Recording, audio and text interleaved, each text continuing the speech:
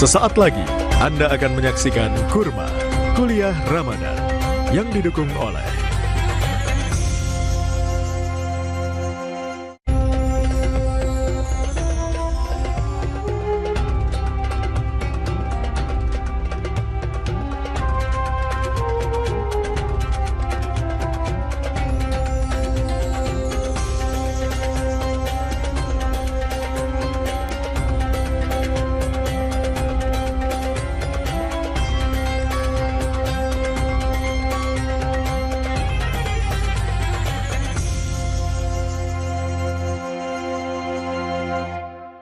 Assalamualaikum warahmatullahi wabarakatuh. Para pemirsa, dimanapun juga berada, kita sering mendengarkan pesan dari hadis An-nadhafah minal iman, ya kebersihan itu bagian dari iman. Nah, apa yang dimaksud bersih? Di dalam bahasa Arab itu ada 3 macam pengertian bersih. Bersih secara fisik itu seringkali diartikan dengan an-nadhafah, bersih baju, bersih rumah, bersih pekerangan, bersih jalanan, bersih kantor, itu an-nadhafah. Tapi ada juga bersih dalam pengertian bersih batin. Itu biasa diartikan apa yang disebut dengan tazkiyah. Tazkiyatun nafs, bersih diri, bersih jiwa, bersih pikiran, ya. Dan kebersihan rohani, tazkiyah, dan kebersihan fisik, kalau itu terjadi bersamaan, maka itu disebut dengan at-taharah. Jadi at-taharah itu kebersihan lahir dan batin. Tidak mungkin kita menggapai at-taharah, kebersihan batin ini, lahir batin ini, tanpa diawali dengan kebersihan fisik. Maka itu berwudu dulu, baru salat.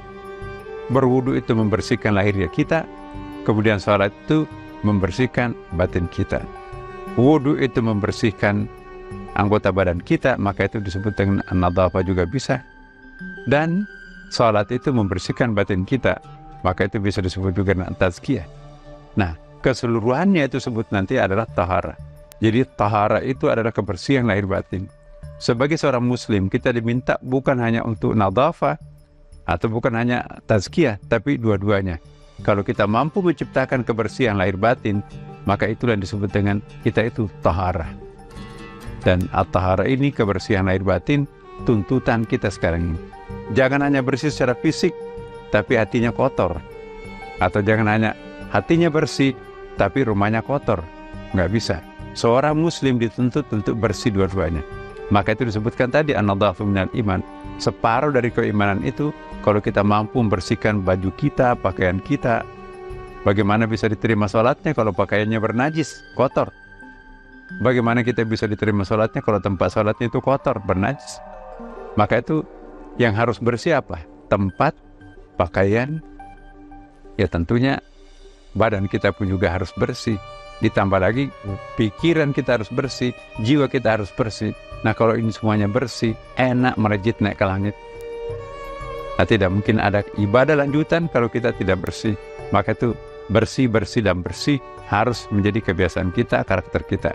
Semoga bulan Ramadan ini berhasil membersihkan jiwa, pikiran, dan juga kebiasaan fisik, rumah, jalanan, pekarangan, pakaian, keluarga kita semuanya bersih secara fisik.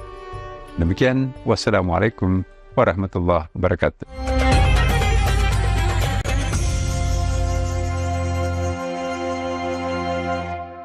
Terima kasih Anda telah menyaksikan Kurma Kuliah Ramadan yang didukung oleh